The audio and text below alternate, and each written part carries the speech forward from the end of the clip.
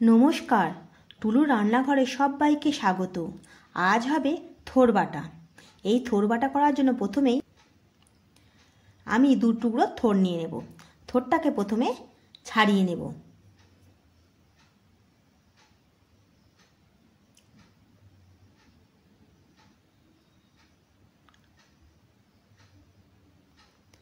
থোড়টাকে প্রথমে মাঝখান থেকে 2 টুকরো করে নেব।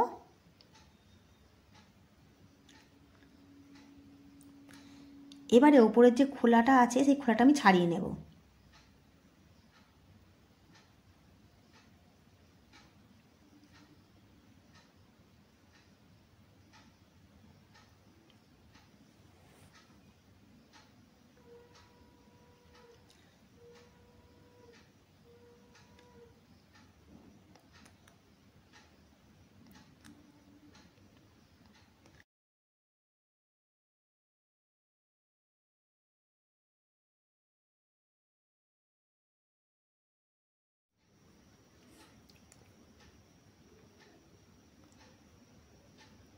দেখুন থোড়টাকে খুব ভালো করে ছাড়িয়ে নিয়েছি।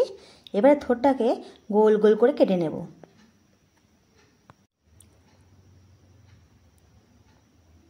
থোড়ের মধ্যে থেকে যে সুতোগুলো বেরোচ্ছে ওগুলো আমি বাদ দিয়ে দেব।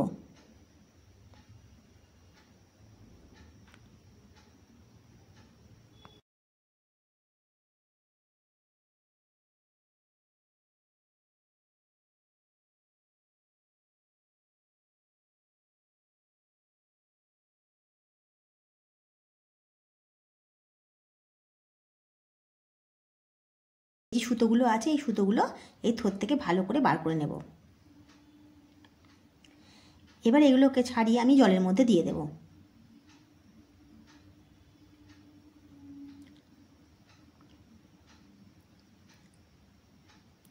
এইভাবে সব থোড়টাকে আমি কেটে নেব।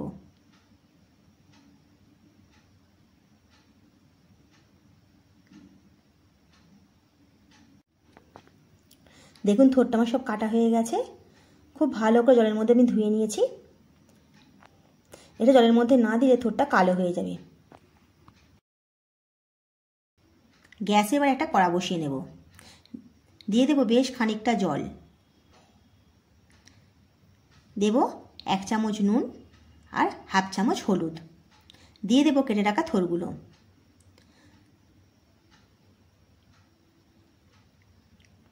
এবারে থোড়টা আমি সেদ্ধ হতে দেব।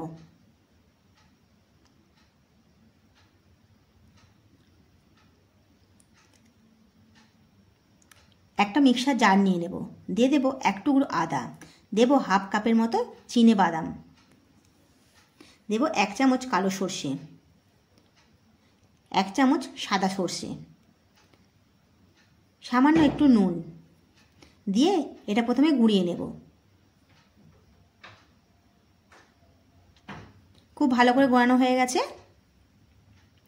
এবারে দিয়ে দেবো সামান্য একটু জল। দেব 2টো কাঁচা লঙ্কা ফাটিয়ে। এবারে এটা পেস্ট করে নেব।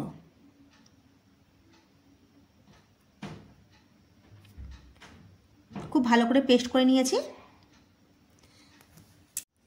থোড়টা আমার সেদ্ধ হয়ে গেছে। এবারে থোড়টা জলটা ঝারিয়ে আমি ঠান্ডা করে নেব। দেখুন থোড়টা আমার ঠান্ডা হয়ে গেছে। এবার একটা মিক্সার জার নেব। নিয়ে নেব সেদ্ধ করে রাখা থোড়টা।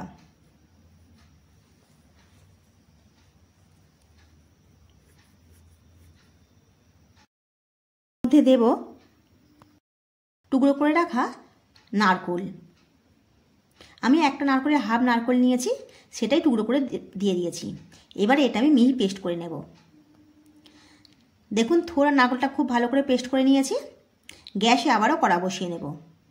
দিয়ে দেবো বেশ খানিকটা সর্ষের তেল। তেলটা খুব ভালো করে গরম হয়ে গেলে দিয়ে দেবো 1 চামচ কালো জিরে। দেব একটা কাঁচা লঙ্কা ফাটিয়ে। এবারে দিয়ে দেব থোড় আর নারকেল বাটাটা। তেলের সঙ্গে খুব ভালো করে মিশিয়ে নেব।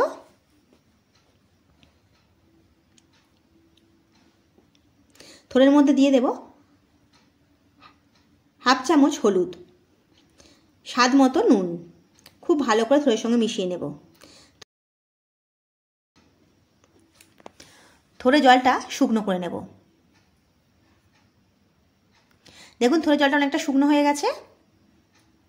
এবারে দিয়ে দেবো সর্ষে আর বাদাম বাটাটা। থোড়ের সঙ্গে খুব ভালো করে আবারও মিশিয়ে নেব।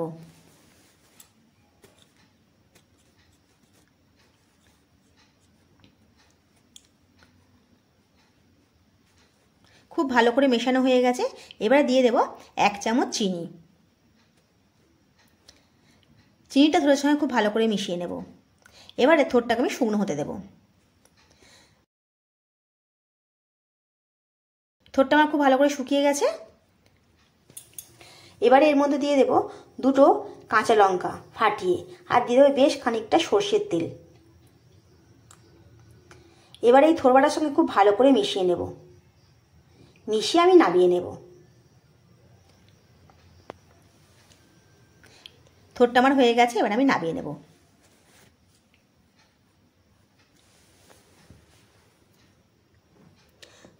গরম গরম ভাতের সঙ্গে এরকম থোড় বাটা হলে খুব ভালো লাগে খেতে। আপনারা অবশ্যই একবার বাড়িতে বানিয়ে দেখবেন। রেসিপিটা ভালো লাগলে একটা লাইক আর একটা সাবস্ক্রাইব করে দেবেন।